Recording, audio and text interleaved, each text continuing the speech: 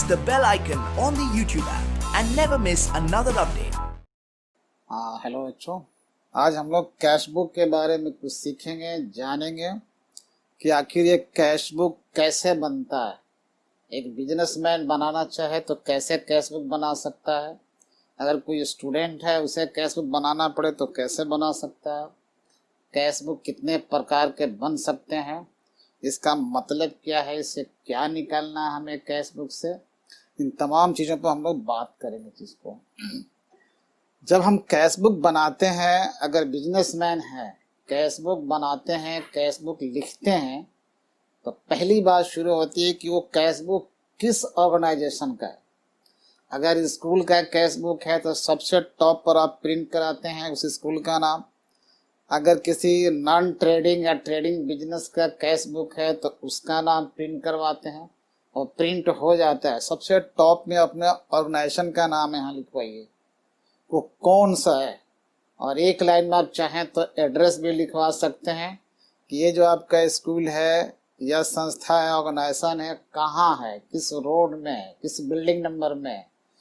तो टॉप में आपने प्रिंट करा दिया ऑर्गेनाइजेशन का नाम सिंपल सी बात है। अगर कोई स्टूडेंट है तो उसको ये जगह का नाम या ऑर्गेनाइजेशन का नाम लिखना नहीं आता है, सिंपली उसको कैश बुक बनाना होता है।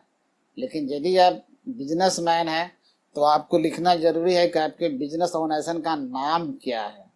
तो आप प्रिंट करा सकते हैं सबसे टॉप पर, उससे ये पता लगेगा कि ये कैश बुक किस ऑर्गेनाइजेशन का है। तो ऊपर जो नाम लिखा है उसका है।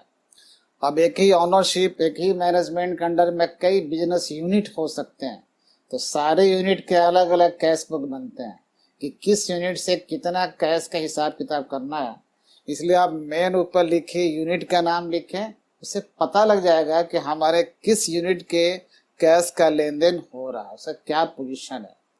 तो अगर आप स्टूडेंट हैं तो कोई दिक्कत नहीं, आपको यूनिट ये बिजनेस या ब्रांच लिखने की ज़रूरत नहीं है। बट अगर आप बिजनेसमैन हैं तो आपको ज़रूरत है। ये कैश बुक का एक फॉर्मेट है, ये सिंपल फॉर्मेट है, इसको हम लोग सिंपल कैश बुक भी कहते हैं। ये सिंपल कैश बुक कहलाता है और स्टूडेंट के लिए इसको कहते हैं single column cash book, simple cash book या सिंगल कॉलम कैश बुक। तो आपको कोई मतलब अगर बिजनेसमैन है तो आपको सिंगल है या सिंपल एक कहने की जरूरत है नहीं, बस एक कैश बुक है। अब इस कैश बुक के मेन चीज़ क्या है, हम व्यापार जब चलाते हैं, बिजनेस करते हैं, तो मेन कैश के डीलिंग अगर करते हैं तो कैश या तो बिजनेस के अंदर आता है या फिर कैश बिजनेस से बाहर जाता है। ये देखना है हमें, परिवार में आता है, परिवार से बाहर जाता है, इसका मतलब नहीं है। अगर वो कैश कहीं से भी आए, किसी भी नाम पर आए, किसी भी सोर्स से आए, बस कैश बिजनेस में आता है तो एंट्री करनी है और कैश बिजनेस से बाहर जाता है तो एंट्री करनी है। तो ऐसा भी हो सकता है कि अगर हमारा व्यापार है, बिजनेस है, तो हम डील कर रहे हैं अपने ऑफिस में बैठ करके, और वहाँ अपने ऑफिस से या दुकान से कैश लेकर हम बैंक में जाते हैं, जमा कर सकते हैं, या कभी ज़रूरत पड़ने पर हम लोग बैंक से भी कैश ले करके आते हैं। इसका मतलब क्या है, ये जो कैश का आना और जाना हो रहा बैंक से ऑफिस में, ऑफिस से फिर बैंक में, तो ये भी कैश है। या बैंक के अलावा हम कुछ भी ऐसे काम करते हैं जिसके लिए हमें कैश देना पड़ता है या कहीं से हमें कैश मिलता है, सिर्फ और सिर्फ कैश के लेन देन की अगर बात होती है तो उसके लिए हम लोग एक बुक तैयार करते हैं जिसका नाम ही है कैश बुक। यानी एक ऐसा बुक जिसमें सिर्फ और सिर्फ कैश के आना और जाना लिखा जाए, सिर्फ कैश का आना जाना। तो उस बुक को हम लोग सिंपली कैश बुक कह सकते हैं। कई लोग इसको कहते हैं स्टूडेंट के लिए कि यह एक लेजर बुक, यह एक जर्नल बुक है, यानी जर्नल का डिवीजन भी इसको माना जाता है। ठीक है, स्टूडेंट के लिए ज़रूरत है इस चीज़ की, कई बार क्वेश्चन पूछ दिए जाते हैं। लेकिन अगर आप बिजनेसमैन हैं तो आपके लिए कोई जरूरी नहीं है कि ये जर्नल का पार्ट है या सब डिवीजन ऑफ जर्नल है, ये क्या है। आपको तो कैश कितना आया और कितना गया और एक पर्टिकुलर डेट पर कैश इन हैंड कितना बच गया, ये आपको निकाल लेना है, पूरे कैश का डील। तो देखते हैं इसमें कुछ बातें लिखी गई हैं। हमने यहाँ पर बता दिया है कि यह सिंपल कैश बुक है, वेरी सिंपल है, बिजनेसमैन के लिए भी, स्टूडेंट के लिए। और कुछ टर्म हमने यहाँ पर नोट कर दिया है जो शॉर्ट फॉर्म में है, उनका फुल फॉर्म क्या होता है, और आगे हम डील करेंगे इसके हेडिंग के बारे में। टॉप में आपने नाम तो लिख दिया अपने बिजनेस ऑर्गेनाइजेशन का, और उसके नीचे इस बुक का नाम लिखा है, ये बुक है cash book. Cash book means सिर्फ कैश ट्रांजेक्शन का रिकॉर्डिंग इसमें होगा। यहाँ लिखा हुआ डेट, इस कैश बुक को 2 हिस्सों में बांट दिया जाता है। This cash book is divided into 2 equal parts. Left side एक पार्ट आएगा, दूसरा राइट साइड में पार्ट चला जाएगा। थोड़ा सा अकाउंटिंग के जो प्रिंसिपल है उसको हम लोग अप्लाई करते हैं कि जब इस कैश बुक को 2 हिस्सों में बांटते हैं, आधा आधा बांट दिया, तो जो लेफ्ट साइड वाला हिस्सा है उसको हम लोग थोड़ा सा डीआर, ये डेबिटर कहते हैं या डेबिट साइड कहते हैं, या डेबिट साइड से डिनोट करते हैं। और जो राइट साइड वाला हिस्सा है उसको हम लोग क्रेडिट साइड कहते हैं या सीआर से डिनोट करते हैं। ये थोड़ा सा अकाउंटिंग का एक रूल है कि किसी भी लेजर फॉर्म में आपका अकाउंट है तो लेफ्ट साइड डीआर साइड कहलाता है और राइट साइड को हम लोग सीआर साइड कहते हैं। अब उधर हम डिटेल नहीं जा रहे हैं, बस आप सिंपल इसको समझिए। तो चलिए 2 हिस्सों में बांट दिया इस कैश बुक को, वेरी सिंपल, नाम भी सिंपल, सब कुछ सिंपल है।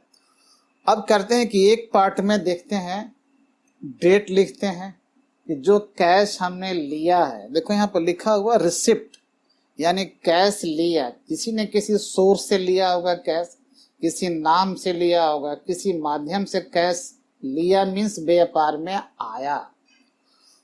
तो कई जब प्रिंटेड आता है ये बुक, छपा छपा ये बुक मिलेगा मार्केट में, तो आपको हो सकता है कि यहाँ पर पर्टिकुलर्स लिखा हो, ज्यादातर पर्टिकुलर लिखा जाता है। किताब जो आपका टेक्स्ट बुक मिलेंगे उसमें भी पर्टिकुलर्स लिखे जाते हैं। और पर्टिकुलर्स को समझाने के लिए हमने नीचे एक इंडिकेट कर दिया है कि इस साइड में जब होगा पर्टिकुलर तो वो रिसिप्ट्स है, यानी जो हमने कैश पाया या जो कैश हमारे व्यापार के अंदर आया। तो 2 ही काम है कैश का, या तो व्यापार के अंदर आएगा या फिर व्यापार से बाहर जाएगा। इसी प्रिंसिपल पर आपको कैश बुक को लिखना और यही बात याद रखनी है, 2 ही बात याद, कैश अंदर आता है व्यापार के या कैश व्यापार से बाहर जाता है। बहुत सिंपल सी बात है। तो हेडिंग देखिए, ये हो गया डेट। इस कॉलम में हम डेट नोट कर देंगे किस डेट को कैश आया। और ये जो रिसिप्ट है, जब रिसिप्ट होगा यानी व्यापार के अंदर कैश आएगा तभी इस साइड में लिखेंगे। और दूसरा ये है वाउचर नंबर, फुल फॉर्म वहाँ लिखा हुआ। ये वाउचर हम कहते हैं जितने हमारे लेन देन के डॉक्यूमेंट्री प्रूफ होते हैं, documentary evidence of each and every transaction is known as voucher. जैसा हमने कैश माल बेचा, तो बेचा तो इसके क्या प्रूफ है डॉक्यूमेंट के रूप में, तो हमारे सेल बिल हैं, कैश मेमो है, हम लोग काटते हैं। बैंक में डिपॉजिट किया या बैंक से निकाल कर कैश लाया या किसी पार्टी से कैश मिला, तो ये जब लेन देन करें तो कोई ना कोई रसीद का लेना देना होता होगा, कोई ना कोई इसमें बिल की बात होती। तो वो बिल जो मिलता है या हम बिल किसी को कॉपी देते हैं, तो वो जो बिल है कागज के रूप में या डॉक्यूमेंट के रूप में वो लेन देन का प्रूफ है। उसी लेन देन के जो डॉक्यूमेंट्री प्रूफ है उसको हम लोग वाउचर भी कहते हैं। वो कैश मेमो हो सकता है, क्रेडिट मेमो हो सकता है, इनवॉइस हो सकता है, चालान भी हो सकते हैं, कोई भी चेक का वो काउंटर फाइल हो सकता है, डिपॉजिट स्लिप कोई कट्टी हो सकती है, कुछ भी अगर कागज के रूप में लेन देन का कोई प्रूफ है तो उस कागजी प्रूफ को हम लोग वाउचर कहते हैं। और उसका कोई ना कोई एक नंबर होता है। तो जो हमने कैश का लेना देना किया है और वो वाउचर हमको मिला है, उसका नंबर होगा कुछ ना कुछ, उस नंबर को हम इसके नीचे नोट कर देते हैं। ठीक वही, अब कितने रुपया का वो लेन देन है कैश में, कितना रुपया हमने पाया है, रिसीव किया है, उसके लिए एक कॉलम बना हुआ है। तो आधा पार्ट का हिसाब कर दिया। जो सेकेंड हाफ पार्ट है राइट साइड वाला, उसमें भी वही सेम कहानी है, एक बात बदल जाएगी, उसमें भी ये डेट आ जाएंगे, किस डेट को हमने पेमेंट किया है, कैश पेमेंट किया है। तो पेमेंट करने के लिए हमने यहाँ पर डेट लिख दिया, किसको पेमेंट किया या किस आइटम के नाम पर पे किया, वो अकाउंट कौन सा है जिसके मार्फत हमने पे किया है, उस अकाउंट का नाम इसमें लिख देना है। अब मोहन को पे किया तो मोहन का नाम लिख देंगे, परचेज किया है कैश चुका दिया तो परचेज वर्ड लिख देंगे, फर्नीचर लिया है चुका दिया है कैश तो फर्नीचर वर्ड लिख देंगे। उस आइटम को लिखना है, उस सोर्स को लिखना है जिस पर यह हम पेमेंट कर रहे हैं। तो जब हम पेमेंट करेंगे किसी को भी करें तो उसके भी एक डॉक्यूमेंट्री एविडेंस हमारे पास हो सकता है, कोई वाउचर हो सकता है। तो जो भी डॉक्यूमेंट्री एविडेंस होगा या वाउचर होगा उसका कोई ना कोई नंबर होगा, उस नंबर को हम इसमें मेंशन करेंगे ताकि आगे अगर कोई डिटेल देखना चाहता है तो सारे वाउचर, सारे रसीद, सारे इनवॉइस हम फाइल में रखते हैं, डेट वाइज संभाल के रखते हैं और उसी बेस पर हमने ये कैश बुक तैयार किया है। तो अगर कोई डिटेल देखना चाहता है, उसका प्रूफ देखना चाहता है तो उतना नंबर वाउचर हम लोग फाइल से निकाल कर स्टडी कर सकते हैं और सेटिस्फाई हो सकते हैं। उसके बाद एक और कॉलम जो मैंने छोड़ दिया है, बताते हैं इस बारे में, और ये अमाउंट कॉलम है, यानी कितने रुपए का ये लेन देन हमारा, उस अमाउंट आराम से लिख देंगे, उस वाउचर में लिखा होगा। और दोनों तरफ एक और कॉलम है एलएफ लिखा हुआ, यहाँ भी एलएफ है और यहाँ भी एलएफ है। एलएफ का फुल फॉर्म होता है लेजर फोलियो या लेजर का पेज नंबर। एक और बुक होता है जिसको हम लोग कहते हैं लेजर बुक। ये जो अकाउंटेंट होगा, जो ज़्यादा अकाउंटिंग पढ़ा होगा तो थोड़ा वो ज़्यादा इसको समझ पाएगा, लेकिन अगर आप एक सामान्य बिजनेसमैन हैं तो आपको उतने लेजर के बारे में उतने कोई टेंशन लेने की ज़रूरत नहीं है। आप सिंपली कैश बुक लिखिए, स्टूडेंट है सिंपली कैश बुक लिए अपना काम चला लीजिए। लेजर थोड़ा सा टेक्निकली एक हाई लेवल के बुक है। लेजर को हम लोग कहते हैं मास्टर बुक या प्रिंसिपल बुक ऑफ अकाउंट्स, यानी एक मास्टर बुक है जिसमें सारे बुक्स और अकाउंट्स के एंट्री को जाने आप कोई बुक लिख लो, आप परचेज बुक लिख लो, सेल्स बुक लिख लो, जर्नल बुक लिख लो, कैश बुक लिख लो, कैश बुक का कोई प्रकार काइंड आप लिख लो, ये सारे एंट्री ट्रांसफर होगी लेजर बुक में, इसलिए सारे एंट्रीज को संभाले हुए है, अतः उसका नाम मास्टर बुक है या प्रिंसिपल बुक है। तो वो जो है, जब बुक है वो लेजर बुक, तो उसके पेज नंबर पड़े होते हैं और यहाँ जो एंट्री आएगी, यहाँ पर आप जो कुछ लिखोगे पेमेंट साइड में या रिसीप्ट साइड में, ये सारी एंट्री ट्रांसफर हो जाएगी लेजर में, लेजर बुक में। तो अगर हम एक साल के लिखते हैं, 365 दिन होते हैं, उस 365 दिन में आपने 300 दिन बिजनेस किया है, लेन देन किया है, तो ये तो बहुत मोटे हो जाएंगे ना फिर तो यहाँ के हर एक एंट्री ट्रांसफर हुई जाकर लेजर में।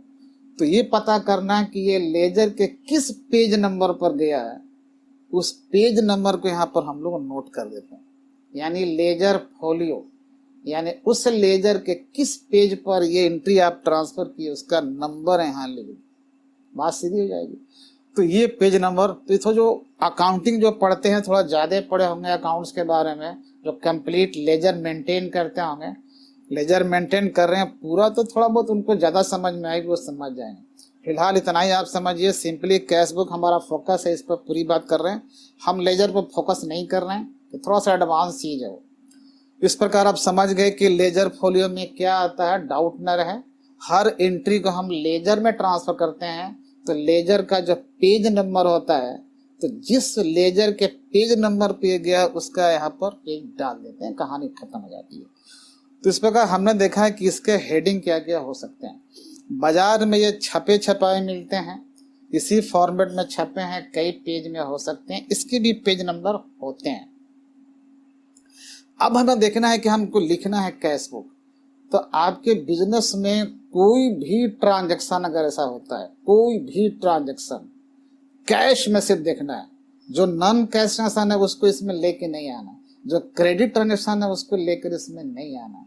जितने कैश में लेना या देना हो रहा, अगर कैश बिजनेस के अंदर हमारे आते हैं, जिस सोर्स से आए, जिस आइटम के नाम से आता है, उस सोर्स का नाम रिसिप्ट में लिख दीजिए, और जिस सोर्स पर या जिस आइटम के नाम से पेमेंट जाता है उसकी इधर लिख दीजिए। एक कहानी और, यहाँ पर लिखा होगा बैलेंस वीडियो, जो पिछले पीरियड का या पिछले वर्ष का जो हमने कैश बुक बनाया होगा उसके अंत में कोई ना कोई कुछ ना कुछ कैश इन हैंड हमारा आया होगा।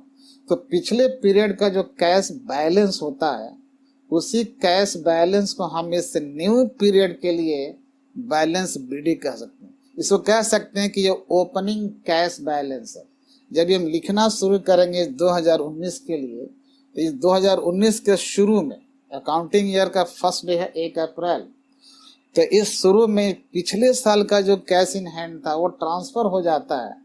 उसको हम लोग कहते हैं ओपनिंग कैश इन हैंड। जब पहले से कैश था तो उसको हम लोग यहाँ लिख देते हैं। कुछ भी तो रहा होगा, हो सकता है कि नहीं भी हो कैश इन हैंड। तो कैश अब आना शुरू करेगा। चलिए मान लेते हैं, अब देखते हैं कैश कैसे कैसे आता है। एक एग्जाम्पल लेते हैं, जैसे अगर हमने माल खरीदा या ये पहले से कैश हमारे पास, मान लेते हैं कि ये पड़ा था ओपनिंग कैश 1 लाख रुपया हम मान लेते हैं, तो यहाँ पर हमने लिख दिया। ये कह रहा है कि पहले से हमारे ओपनिंग कैश पड़े हुए हैं 1 लाख, तो किधर लिखा देखो रिसिप्ट साइड में, डेट डाल दी 1 तारीख ये पहले से। तो या तो और कैश आ सकते हैं या फिर हम पेमेंट का, कैश तो ऑलरेडी है, पेमेंट कर सकते हैं।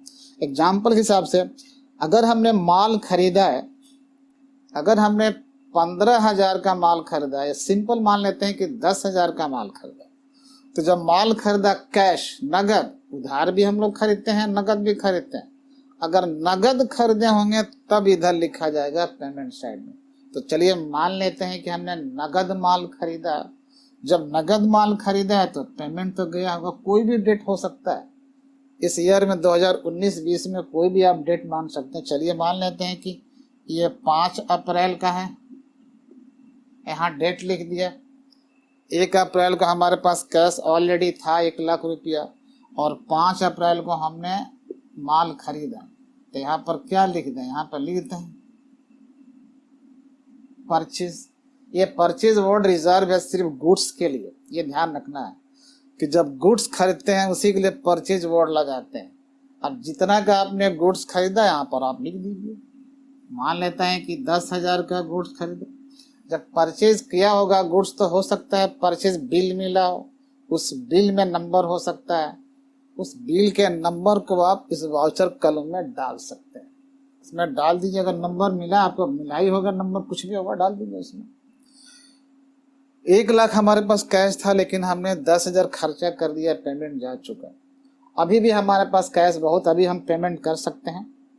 अच्छा एक बात और, अगर जीएसटी का इस्तेमाल हो रहा है आजकल, तो जब जब हम लोग माल खरीदते हैं तो जीएसटी भी चुकाना पड़ता है साथ में, और जब माल को बेचते हैं तो जीएसटी भी हमको कलेक्ट करना होता है।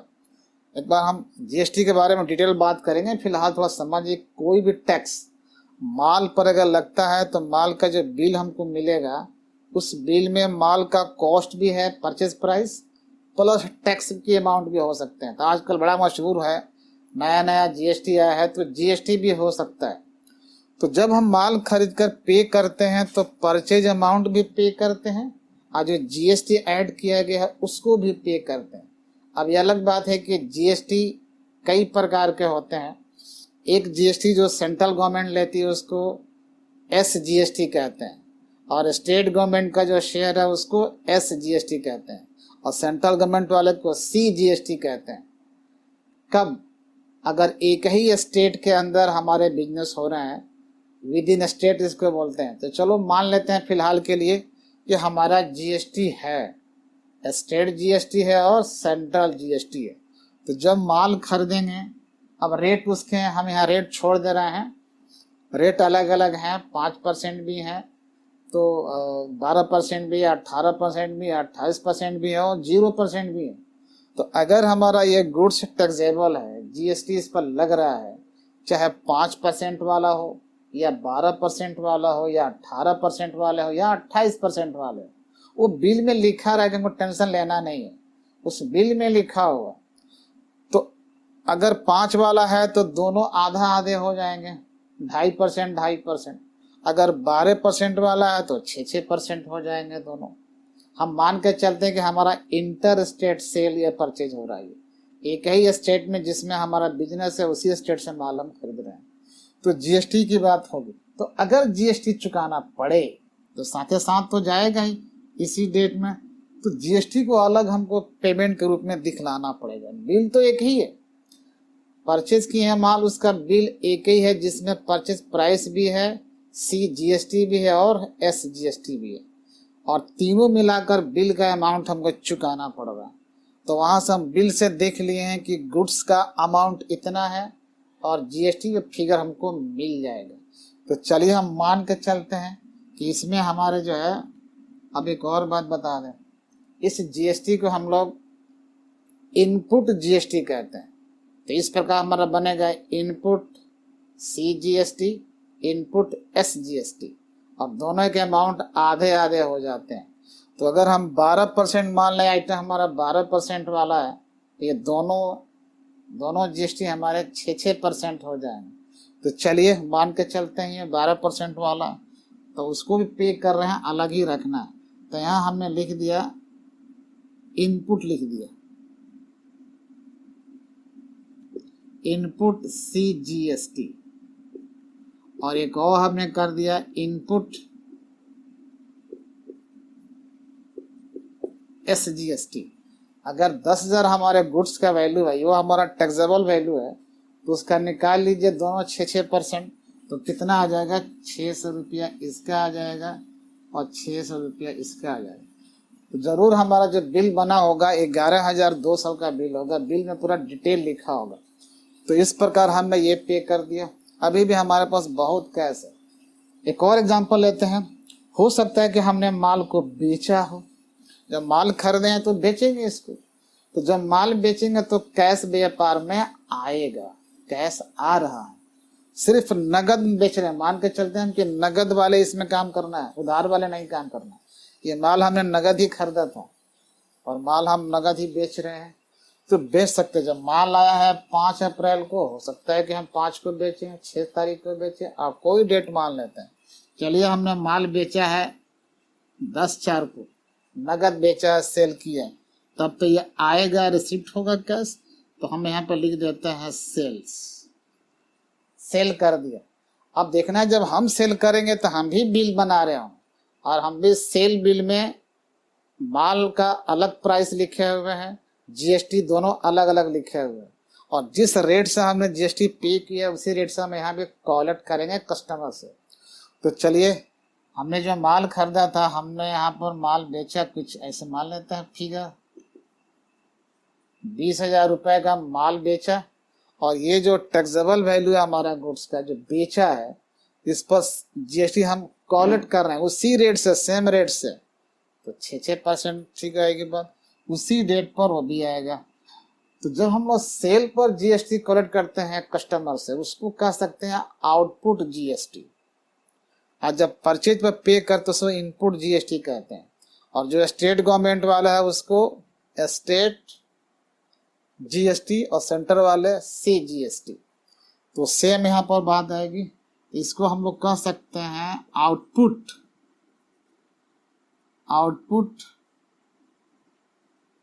C GST. उसी प्रकार एक और हो सकता है output S GST, same rate से। तो निकाल लीजिए उसका 6%, सीधे कितना आ जाएगा, 1200 रुपया इसका हो जाएगा और 1200 रुपया इसका हो जाएगा। यानी हमने जो बिल बनाया होगा सेल बिल, वो हमारा बिल बना होगा 22,400 का, और उस 22,400 को हमने बाइफरकेट कर दिया 3 हिस्सों में। क्योंकि तीनों को इसलिए अलग दिखाना है कि ये जो हमारे इनपुट जीएसटी हैं, इस इनपुट जीएसटी पर हमें क्रेडिट मिलता है, आउटपुट जीएसटी के अगेंस्ट में मिलता है। इसका तब अलग अलग दिखाना जरूरी हो जाता है। अलग दिखाएंगे तभी हम इसका एडजस्टमेंट इसके साथ कर सकते हैं। वो थोड़ी सी एक लंबी चौड़ी कहानी है। फिलहाल हमें कैश बुक में लिखना है, पेमेंट सोचना है, रिसीव सोचना है। तो जब हम किसी भी नाम से पेमेंट करेंगे तो पेमेंट साइड में लिख दिया, और किसी भी नाम से रिसिप्ट कर रहे हैं तो रिसिप्ट साइड में लिख दिया। तो ये गुड्स परचेज की बात है। चलिए मान लेते हैं कि हम रेंट चुकाते हैं। अगर रेंट चुकाते हैं कैश में, रेंट चेक काट के नहीं दिया, हमने कैश में चुकाया, तो पेमेंट साइड में लिखेंगे।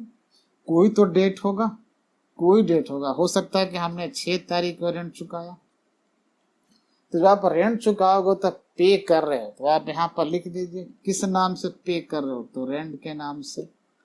कोई भी फिगर हो सकता है, आप रेंट चुकाओगे पेमेंट साइड में लिख दो। चलो मान लेते हैं कि आपने 1000 का पेमेंट किया है, हमने लिख दिया पेमेंट। सैलरी हमने दिया, अपने हमारे वर्कर्स हैं उनको हम वेजेस पे कर रहे हैं या सैलरी पे कर रहे थे, ये भी कैश जा रहा है। किसी भी डेट में आप मान लो, चलो मान लेते हैं कि 8/4 को हमने पेमेंट किया, सैलरी चुकाया तो हमने सैलरी यहाँ पे लिख दिया। कितना चुकाया, जो भी हिसाब बनता है सैलरी आप जोड़ करके यहाँ पे लिखिए। मान लेते हैं कि ध्यान रखना कि जितना रिसिप्ट हमारा है कैश, उससे ज़्यादा कभी भी पेमेंट नहीं होना चाहिए, उससे कम ही होना चाहिए। तो चलिए मान लेते हैं कि हमने 2000 सैलरी के नाम पर पे किया। कैश हमारे आ रहे हैं, इधर से कहीं ना कहीं कैश जा रहे हैं। और भी हम लोग रिसीट कर सकते हैं, जैसे हमने किसी पार्टी से ले लिया, कोई पार्टी हमें एडवांस दे जाती है, माल के लिए दे या फिर लोन के रूप में दे। किसी पार्टी ने हमको कैश दे दिया माल के लिए, तो एडवांस ही तो हुआ, अभी हमने पेमेंट उसको किया नहीं है, तो हमने रिसीव कर लिया। मान लेते हैं कि यहाँ पर 15 तारीख को, 15/4 को, तो कैश आ गया व्यापार के अंदर। उस पार्टी का नाम लिखना पड़ेगा, उस पार्टी के नाम से। तो कुछ भी मानिए XY ये पार्टी मान लेते हैं, आप संकेत मार सकते हैं ये एडवांस है, ताकि पता रहे हमको कैसे लिए। हो सकता है कि हमने 20,000 एडवांस कैश किसी से ले लिया, इस पार्टी से, बाद में देखा जाएगा माल जब जाएगा तब। फिलहाल कैश किस किस नाम पर रिसीव किया और कैश किस किस नाम पर पेमेंट किया, इसी को लिखना और कुछ नहीं करना है। हमने जमसन कल इतना कर लिया। तो जब ये अभी देखो 15 दिन हम पहुंचे हैं, 10 दिन पहुंच चुके हैं, जो भी डेज पर है, अब हमको बैलेंसिंग करना पड़ता है। हम जानना चाहते हैं कि इस 15 तारीख को, 15 अप्रैल को, 16 अप्रैल को हमारे कैश का क्या पोजीशन है, कितना अब कैश इन हैंड बच गया। तो हम यहीं पर बैलेंसिंग कर सकते हैं, या मंथ एंडिंग में आएंगे, मंथ एंडिंग में आए तो वहां भी हम लोग इसका बैलेंसिंग कर सकते हैं, पता लग जाएगा इसमें। ठीक है, तो चलो मान लेते हैं कि हम इतने ही दिन के बाद कैश का पोजीशन जानना चाहते हैं कि टोटल इस 15 दिन में या 12 दिन में कितने कैश आए, तो जोड़ लीजिए। यहाँ पर जानना चाहते हैं, जैसे आप इसको जोड़ोगे तो पता लग जाए कितना कैश आए। और जो आप जोड़ निकालोगे, यही बता दें कितना कैश आ गया हमारा इस 15 दिन में। हम देखना चाहते हैं 1 लाख तो पहले ही से था हमारे पास, और उसमें हमने जो रिसीट किया इसको ऐड कर देते हैं। टोटल हमारे 1,42,400 कैश हैं। टोटल कैश इन हैंड से लेकर के जितना हमने रिसीट किया सब मिला दें तो इस 14-15 दिन में सारा हमारे 1,42,400 कैश है। इसको टेक्निक है कि सामने हम लोग सेम ऐसे ही उतार देते हैं। 1,42,400 हमने उतार, ये टेक्निक है बैलेंसिंग टोटलिंग करने के, आमने सामने होना चाहिए। और कितने दिनों के बाद हिसाब रखना चाहते हैं, बस गिन लो 1 अप्रैल से लेकर 15 अप्रैल तक, सीधी सी बात है, 15 दिन का हिसाब देखना है। तो 15 दिन का क्वेश्चन क्या है, अब इतना जो कैश आया इसी में से सब पेमेंट हुआ है, तो पेमेंट जितना उसको माइनस कर देते हैं। तो पेमेंट को हम माइनस कर दे रहे हैं, अपने आप पता चल जाएगा कि कितना अभी हमारे कैश बचा हुआ है। अब 1,28,200 कैश हमारे पास बचा हुआ है। ये जो बचा हुआ कैसे, एक टेक्निकल चीज है, कैसे वर्ड लिखेंगे, ये 15 दिन का हम निकालें, ध्यान रखना। तो यहाँ पर हमने 15/4 लिख दिया, और यहाँ पर हम लिख देते हैं बैलेंस शीट। ये बैलेंस बचा है, कुछ लोग इसको लिखते हैं कैश इन हैंड, ये कैश इन हैंड हो सकता है। यानी 15वां दिन है, अभी भी हमारे हाथ में कैश कितना बचा, 1,28,000, और 15 दिन का हमने हिसाब कर लिया। अब फिर आगे चलेंगे, फिर हमारी एक कहानी शुरू रहेगी 16वें दिन के लिए भी। ये बात बढ़ती जाएगी, इस तरह से बढ़ती जाएगी। अगर आप वर्ष के अंत में करना चाहते हैं बैलेंस तो भी होगा, हर रोज करना चाहते हैं तो हर रोज टोटलिंग करके बैलेंस करना पड़ेगा। और ये जो बैलेंस सीडी आप निकाले हो अगले पीरियड के लिए, यही बैलेंस बीडी कहलाता है। तो हम इसको फिर अगले पीरियड के लिए लेके आ सकते हैं, अगला पीरियड हमारा क्या होगा 16/4। अब 16/4 से फिर एक पीरियड स्टार्ट हो रहा है हमारा, तो वो जो बैलेंस हमारा आया था उसको हम ऐसे लिख सकते हैं, ये हो गया हमारा कितना 1,28,200। अब ये नेक्स्ट 15 डेज के लिए हमारे रिसिप्ट और पेमेंट की कहानी जारी रहेगी। इस प्रकार हम एक सिंपल कैश बुक, कैश का आना और जाने का हिसाब कर सकते हैं। हम चाहे तो 15-15 दिन पर कैश का टोटलिंग बैलेंसिंग जान सकते हैं, चाहे तो हर रोज डेली के पोजीशन आप जान सकते हैं। काम थोड़ा बढ़ जाता है, वो क्या आता है बड़े बिजनेस में, जहाँ बड़े पैमाने पर डे कैश का लेन देन है। अगर हमारे एक दिन में एक कैश रिसिप्ट हुआ नहीं हुआ तो क्या हर रोज करना, एक टाइम इंटरवल चूज करते हैं हम लोग। तो जैसे आप बैलेंसिंग करना चाहोगे कर लोगे, एक एक महीना पर आप देखिए, 8 दिन पर देखिए, 15 दिन पर देखिए, या हर रोज देखिए। तो टोटलिंग मारना होता है, टोटल रिसिप्ट में से टोटल पेमेंट माइनस कर दोगे तो बैलेंस आ जाएगा। और जो बैलेंस आएगा ध्यान रखना आपको इस साइड ही लिखना है, क्योंकि हमेशा रिसिप्ट साइड या तो ज्यादा होगा या फिर उसके बराबर होगा। कभी भी पेमेंट अधिक नहीं हो सकता रिसिप्ट से, या तो रिसिप्ट के बराबर होगा या उससे कम होगा। तो अगर कम होगा तो बैलेंस निकल जाएगा, और जो बैलेंस आएगा फिर उसको नेक्स्ट पीरियड के लिए शुरू कर देंगे ऐसे। फिर कुछ रिसिप्ट होंगे, फिर कुछ पेमेंट होगा, करते करते फिर टोटलिंग में निकालेंगे। और इस प्रकार हमारा जो सिंपल कैश बुक है आप बड़े आसानी से लिख सकते हैं कैश बुक। इसको छपवा लीजिए या फिर अपने स्केल से आप रोलिंग से अपना खींच दो, लकीर खींच के बनाइए। लेकिन छपा मार्केट में मिलता है, या खुद आप अपना छपवा सकते हो।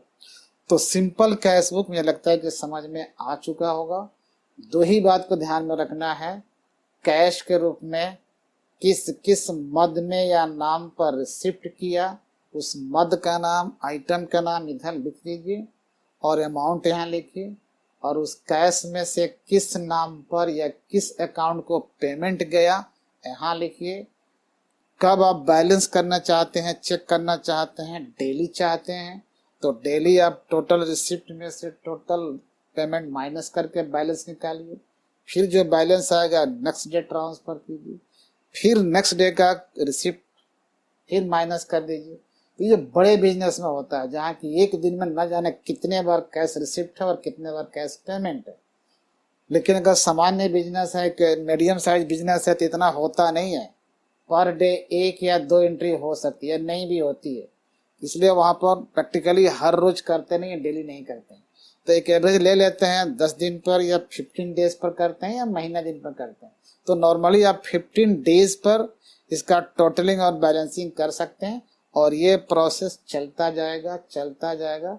इस प्रकार आप कैश का बैलेंस जान पाएंगे। एक और सूचना मिलती है कि जो हमने चुकाया है, किन किन को चुकाया है, किस नाम पर चुकाया, हम देखते रहते हैं। और जो हमने रिसीट किया है, किस किस नाम से, किस किस सोर्स से हमने रिसीट किया, ये पता लगते रहता है। अब हमारे पास कैश इन हैंड कितना होना चाहिए। अगर आप इस डेट को कैश इन हैंड 1/28/200 है या नहीं है, आप चाहें तो चेक कर सकते हैं कि कहाँ होगा। आपके दफ्तर में होगा, आपके अलमीरा में होगा, आपके ड्रॉअर में होगा, आप चेक करके देखिए। अगर इतना नहीं होता तो सवाल पैदा होता है कि भाई इसमें तो लिखा है कैश इन हैंड 1/28/200, गया कहाँ। तो आप सर्च कर सकते हैं। अगर कोई अपने पर्सनल यूज कर रहा है तो पता लग जाएगा, या अपने घर पर रखा होगा पता लग जाएगा, या कोई गबन कर रहा है वो पता लग जाएगा। तो इस प्रकार जो गबन, ये जो कैश का जो मूवमेंट है, कैश का जो फ्लोज है, बहुत हद तक हम देख सकते हैं और उस पर कंट्रोल पा सकते हैं। थैंक यू, धन्यवाद।